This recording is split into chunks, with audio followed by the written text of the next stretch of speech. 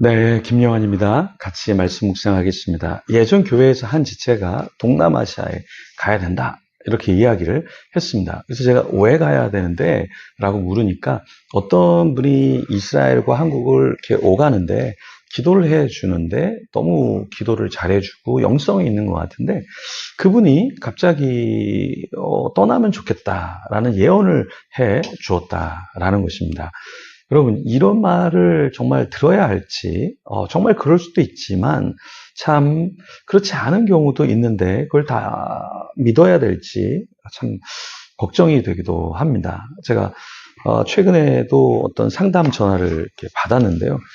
신사도의 어떤 목회자를 학교에, 자녀가 다니는 학교에 그 교목으로 이렇게 초청을 해 왔다라는 거예요.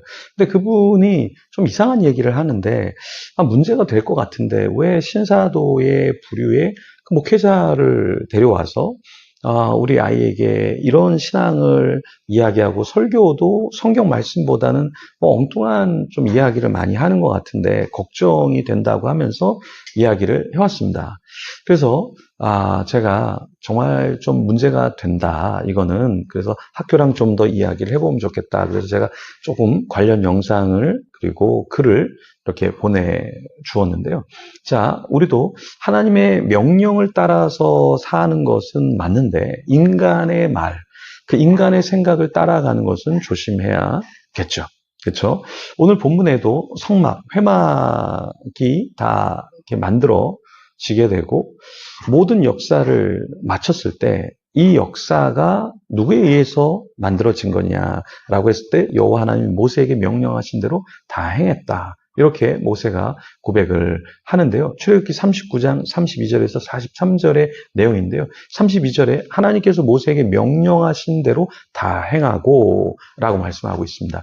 이것은 무엇을 말하냐면 모세가 그냥 생각해내서 이건 하나님이 나에게 명령하신 거야. 이렇게 말한 것이 아니라 나의 유익과 나의 뜻이 아니라 하나님이 자기에게 주신 대로 그대로 하나님의 영광을 위해서 했다라는 것이죠. 데이비드 차는 예수님이 목차를 주고 책을 쓰라고 했다. 뭐 이런 이야기를 했죠. 그리고 또 왕의 제정의 김미진 간사님도 예수님, 하나님이 자기에게 책을 쓰라고 그래서 왕의 제정 책을 썼다. 데이비드 차랑 똑같은 말을 했습니다. 네, 이런 말은 굉장히 조심스러운 거예요. 그죠? 주님이 저에게 지금 말씀하십니다. 그러면 그 사람에게는 신적 계시가 임하는 것 같고, 그렇지 않은 목회자들은 하나님을 잘 모르는 것처럼 비추어 줄 수 있다라는 것이죠. 여기 보면, 여호와 하나님이 누구를 세웠냐면 지혜로운 자들. 여기 지혜로운 자들은 히브리어로 하캄 레브라는 말이에요. 그 지혜로운 자들을 통해서 하나님께서 무엇을 만들게 하셨죠? 성막, 천막, 덮개, 갈고리, 널판, 띠, 기둥, 받침, 증거궤, 채, 속죄소, 가리는 휘장, 상, 채, 모든 기구, 진설병, 불 켜는 등잔대, 등잔대 기구, 등잔, 등유, 분향단, 채, 관유, 분향할 향품, 성막, 문의 휘장, 그 다음에 장막 말뚝, 뜰의 말뚝, 줄, 정교하게 만든 옷, 제사 직분을 행할 때 입는 아론의 거룩한 옷, 다 하나님의 뜻을 받아서 그대로 만들었어요. 인간적으로 내가 하나님의 거룩한 제사장이야. 그래서 화려하게 어떠한 옷을 만든 것이 아니라 주님이 말씀하신 대로 그것을 만들어 냈다라는 것이죠. 요즘에 우리가 성의라 그러죠. 가운이라 그러죠. 목회자 가운. 근데 그게 너무 비싸요. 너무 고급지고. 그게 주님이 원하시는 것일까? 우리가 좀 생각해 봐야 되고, 교회도 너무 화려한 것이 주님이 원하시는 뜻이었을까? 아니면 인간이 욕심을 거기에다가 넣어서 그렇게 화려하게 지었을까? 우린 이것을 좀 고민해야 합니다. 네.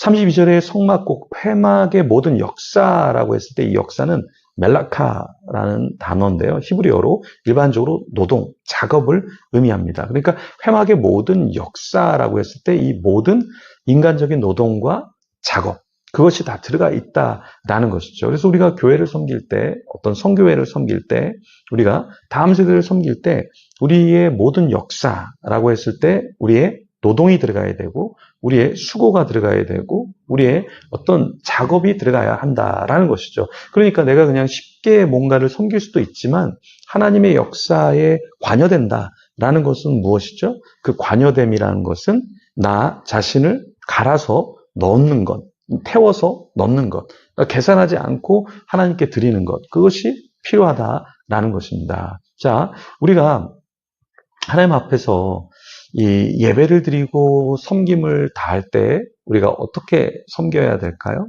여기 본문에 나온 것처럼 내 뜻대로가 아니라 주님의 뜻대로. 그래서 때로는 하나님의 뜻을 받들어서 뭔가를 섬길 때 좀 지치기도 해요, 사실은. 버겁기도 해요, 힘겹기도 해요. 근데 왜 그러냐면 내 뜻대로 하면 요만큼, 내가 할 수 있는 만큼 하면 좋은데 하나님의 뜻은 때로 클 때가 있어요. 그러니까 인간이 욕심을 부려서 크게 하는 때도 있지만 하나님의 뜻이 너무나 큰데 나는 부족한데 그걸 따라가다 보면 피곤하기도 하고 지치기도 하고 그렇죠. 어제 한 분이 전화를 주셨어요. 그냥 전화를 주셨대요. 생각나서. 근데 하는 것들이 너무나 많은데 보기에도 참 버거운데 너무 쉽게 잘 하고 있어서 감동적이다. 너무 참 멋지다. 뭐 이런 전화를 그냥 하고 싶어서 전화를 하셨다라고 하더라고요. 대부분 어떤 목적이 있어서 이렇게 전화를 하시는데 목적 없이 그냥 전화를 주셨더라고요.